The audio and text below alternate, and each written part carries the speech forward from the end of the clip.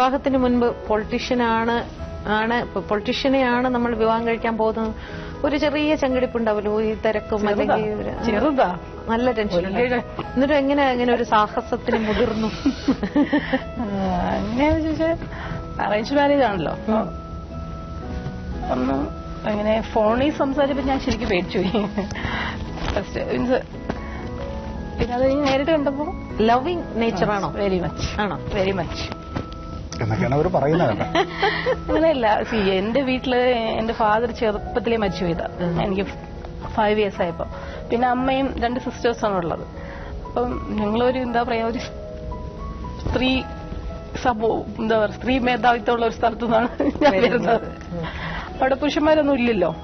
പിന്നെ അമ്മയുടെ അമ്മാവനെ വീട്ടിലെ കാര്യങ്ങളൊക്കെ നോക്കിക്കൊണ്ടിരുന്നു. പക്ഷെ അപ്പൊ എനിക്ക് ഒരു brotherly affection, fatherly affection, husband, ആ ഒരു ഭയങ്കര കെയർ ആണ്. അപ്പൊ ഈ കല്യാണം നിശ്ചയിച്ചപ്പോ പറഞ്ഞോ ഇങ്ങനെ തമ്മി ഡിസ്കസ് ചെയ്തു?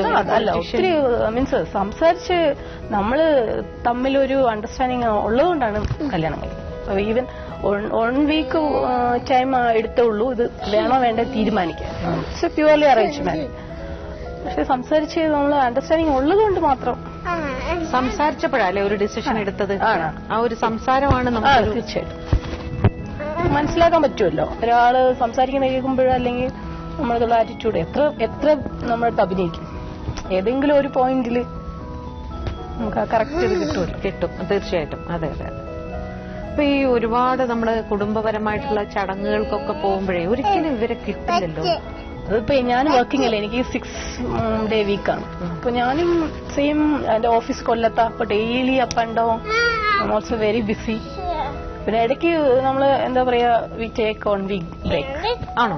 മീൻസ് അപ്പൊ ഞാൻ ചിലപ്പോ ചേട്ടൻ പോകുമ്പോ ചേട്ടന്റെ കൂടെ പോവും, ഡൽഹിക്ക് പോകും. അങ്ങനെ ഞാൻ ബിസിയാണ്, ഓഫീസ് ഒക്കെ ശരിയാണ്. പക്ഷെ ആ കാര്യത്തില് നമ്മൾ എല്ലാം വിട്ടിട്ട് ഒരു വൺസ് ഇൻ എന്താ പറയാ 1 month 3 days അല്ലെങ്കിൽ 5 days 6 days അങ്ങനെ. ഒരു അഡ്വക്കേറ്റും കൂടെ ആയതുകൊണ്ട് ഞാൻ ചോദിക്കുകയാണേ, ഇന്ന് ഇന്ത്യയിൽ പൊതുവെ എല്ലാവരും പറയുന്ന, ഏത് പത്രങ്ങൾ എടുത്താലും മാസികകൾ എടുത്താലും എല്ലാത്തിലും പറയുന്ന ഒരു ആരോപണമുണ്ട്, കേരളത്തിലാണ് ഏറ്റവും കൂടുതൽ വിവാഹമോചനം നടക്കുന്നത്. ഒരു 2 രീതിയിലും ആൻസർ ചെയ്യാൻ പറ്റും. ഒരു രാഷ്ട്രീയ നേതാവ് എന്ന രീതിയിലും ഒപ്പം ഒരു അഡ്വക്കേറ്റ് എന്ന രീതിയിലും. നമ്മുടെ ഈ പരിപാടിയിൽ ഞാൻ ഈ മനസ്സിൽ മഴവില്ല് എന്നുള്ളതിൽ വെച്ചിട്ടാണ്, ജീവിതം പ്രതീക്ഷകൾ മഴവില്ല് പോലെയാണ് എങ്കിൽ മഴവില്ല് എന്നുള്ളത് സ്ഥായിയായതല്ല. മഴവില്ല് എന്നത് മറ്റൊരർത്ഥത്തിൽ പറഞ്ഞാൽ യാഥാർത്ഥ്യവുമല്ല. ഒരിക്കലും അല്ല. പക്ഷെ അതെല്ലാം നമ്മുടെ ഈ അന്തരീക്ഷത്തിലുണ്ടാകുന്ന ചില വ്യതിയാനങ്ങളെ തുടർന്ന് നമ്മുടെ കണ്ണുകൾക്ക് ഇമ്പമായി ഭവിക്കുന്ന ചില തോന്നലുകളാണ്. വളരെ മൈന്യൂട്ട് സെക്കൻഡ് മാത്രം വന്നു പോകുന്നൊരു, പക്ഷെ അതിന് അതിന്റേതായിട്ടുള്ള ഒരു അനുഭൂതി പ്രദാനം ചെയ്യാൻ കഴിയും. ശരിയാണ്. ജീവിതം വല്ലാത്ത എന്ന് പറഞ്ഞാൽ പലപ്പോഴും തീച്ചൂളേക്കാൾ ചൂടുള്ളതാണ്. മുള്ളുകൾ നിറഞ്ഞ ഒരു പാതയേക്കാൾ വേദനിപ്പിക്കുന്നതാണ്. വളരെ കഠിനമാണ്. ജീവിതത്തെക്കുറിച്ച് പ്രതീക്ഷകൾ എപ്പോഴും നല്ലതാണ്. പക്ഷെ ജീവിതം ദുഷ്കരമാണെന്നും ജീവിതം പ്രയാസകരമാണെന്നും ജീവിതം വളരെ തീക്ഷ്ണമാണെന്നും അത് അറിഞ്ഞുകൊണ്ട് വേണം ജീവിതത്തിന്റെ മുന്നോട്ട് പോകാനായി. നമ്മുടെ ഇവിടെ ഇപ്പോൾ സംഭവിച്ചുകൊണ്ടിരിക്കുന്നത് ഈ വിവാഹങ്ങളുമായി ബന്ധപ്പെട്ട്, ഇത് പ്രണയവിവാഹങ്ങളിലും അതല്ല മുൻകൂട്ടി ആലോചിച്ചുറപ്പിച്ച വിവാഹങ്ങളിലും ഇത് ഈ വിവാഹമോചനങ്ങൾ നടക്കുന്നുണ്ട്. അങ്ങനെ വിവാഹമോചനങ്ങൾ നടക്കുമ്പോൾ ഇതിലൊരു കാര്യമുള്ളത്, ഇപ്പം ഞാൻ തന്നെ അഭിഭാഷകൻ എന്നുള്ള നിലയിൽ തന്നെ പലപ്പോഴും ഇടപെട്ടിട്ട് ഇത്തരം കാര്യങ്ങളിൽ കുടുംബ കോടതികളിലൊക്കെ പോയാലും ആദ്യം ഇത് കൂട്ടിയോജിപ്പിക്കാൻ കഴിയുമോ എന്നൊക്കെയാണ് കോടതി അടക്കം നോക്കാറുള്ളത്. നല്ല സ്വർണ്ണ കച്ചവടം നടക്കുന്ന സംസ്ഥാനം ഏതാ? കേരളമാണ്. തീർച്ചയായിട്ടും. ഉത്തരേന്ത്യയിൽ അവിടെ സമ്പന്നരായ ആളുകൾ പോലും ഈ സ്വർണത്തിന് ഭ്രമം കാണിക്കാതിരിക്കുമ്പോൾ നമ്മുടെ ഇവിടെ ഇടത്തരക്കാരുൾപ്പെടെ ഈ വിധത്തിൽ സ്വർണത്തിന്റെ പിന്നാലെ പായുന്നത് എന്തുകൊണ്ടാണ്? വിവാഹത്തിന് സ്വർണം അനിവാര്യമായി മാറി. വിവാഹത്തിന് പുതിയ മോട്ടോർ കാറുകൾ അനിവാര്യമായി മാറി. പാർലമെന്റ് അംഗം എന്നുള്ള നിലയിൽ എന്നോട് ശുപാർശ എല്ലാ ആഴ്ചയിലും 2, 3, 4 വീതമെങ്കിലും വരാറുണ്ട്.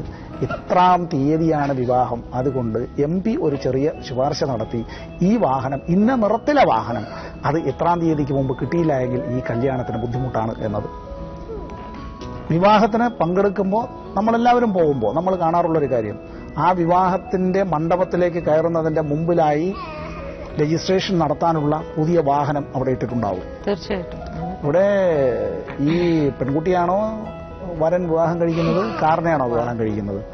നടയിൽ പലപ്പോഴും ആനക്കുട്ടിയെ ഒരുക്കി നിർത്തിയിട്ടുണ്ടാവും. ആനക്കുട്ടിയാണോ വിവാഹം കഴിക്കുന്നത്, പെൺകുട്ടിയാണോ വിവാഹം കഴിക്കുന്നത്? പിന്നെ മാനസികമായിട്ടുള്ള പൊരുത്തത്തെ സംബന്ധിച്ച്, മാനസികമായ പൊരുത്തം ആ രണ്ട് വ്യക്തികൾ തമ്മിൽ തന്നെ മാനസികമായി പൊരുത്തപ്പെടുക മാത്രമേ മാർഗമുള്ളൂ.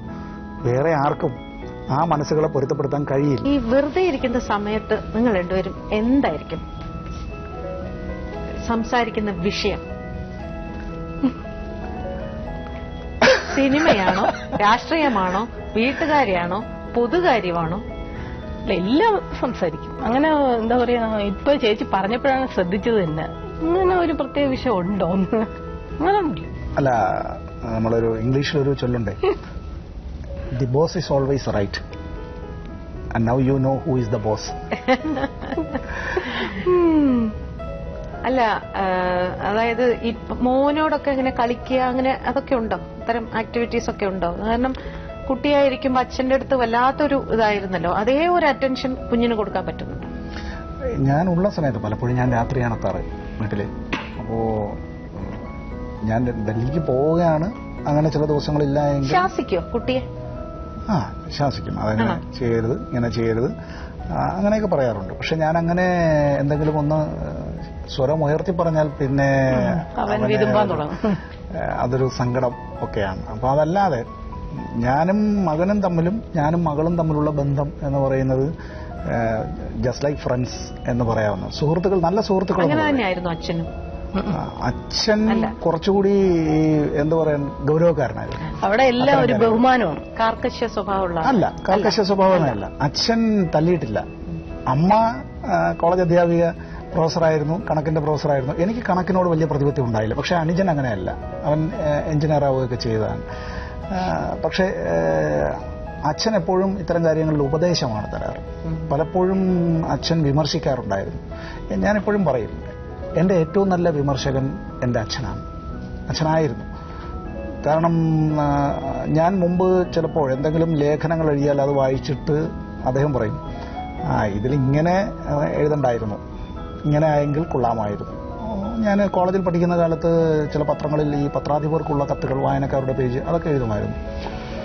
അതുപോലെ തന്നെ പ്രസംഗിക്കാനായിട്ട് പോകുമ്പോൾ ഞാൻ ഈ പൊതുയോഗങ്ങളിൽ ചില പ്രസംഗങ്ങൾ നടത്തുമ്പോൾ ആദ്യമൊക്കെ എൻ്റെ വർത്തമാനം വളരെ വേഗത്തിലാണ്.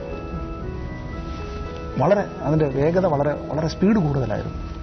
കോളേജിലെ ഒരു ക്യാമ്പസ് രാഷ്ട്രീയത്തിൽ നിന്ന് പുറത്തേക്ക് ഇറങ്ങുമ്പോഴുണ്ടാകുന്ന ഒരു ബുദ്ധിമുട്ടാണ്. ക്യാമ്പസ് രാഷ്ട്രീയത്തിൽ നമ്മുടെ വേവ് ലെങ്തിലുള്ള ആളുകളാണ്, ഒരേ പ്രായക്കാരാണ്.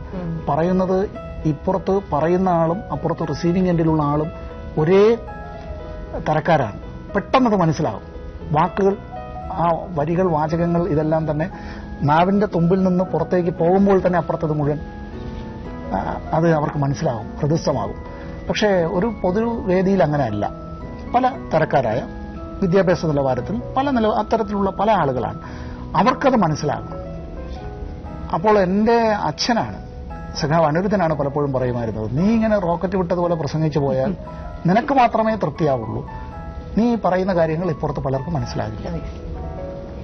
അതൊക്കെ അദ്ദേഹം വിമർശിക്കുമായിരുന്നു, അത്തരം കാര്യങ്ങൾ.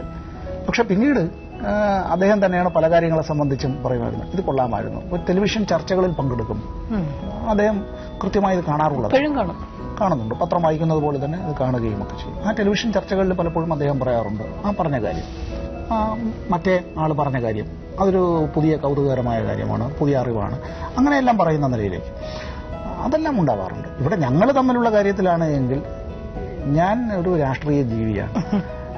രാഷ്ട്രീയ പ്രവർത്തനം എന്നാണോ എനിക്ക് നടത്താൻ പറ്റാതാകുന്നത്, പിന്നെ ഞാൻ തന്നെ പറയാറുണ്ട്, എന്റെ ജീവിതം കൊണ്ട് പിന്നെ യാതൊരു പ്രയോജനവുമില്ല എന്നുള്ള നിലയിലേക്ക്. പക്ഷേ ഇയാളെ സംബന്ധിച്ചുള്ള കാര്യം, രാഷ്ട്രീയം എന്നത് എന്തെന്ന് ചോദിച്ചാൽ അത് ഞാനുമായി ബന്ധപ്പെട്ടുള്ള കാര്യങ്ങളാണ് ഇങ്ങേർക്ക് അറിയാവുന്നത്. വളരെ സന്തോഷം. ഇരുന്നാൽ നമുക്ക് ഇങ്ങനെ ഒരുപാട് കാര്യങ്ങൾ സംസാരിക്കാം അല്ലേ? കുറെ കാര്യങ്ങൾ. ഒരു MP വന്നിരിക്കുമ്പോഴല്ലേ ഇത്തരം പരാതികൾ. MP എന്നുള്ള നിലയിലൊന്നും സാധാരണ മനുഷ്യരായിട്ട് തന്നെ കണ്ടാൽ. വളരെ സന്തോഷം. വളരെ സന്തോഷം. നന്ദി.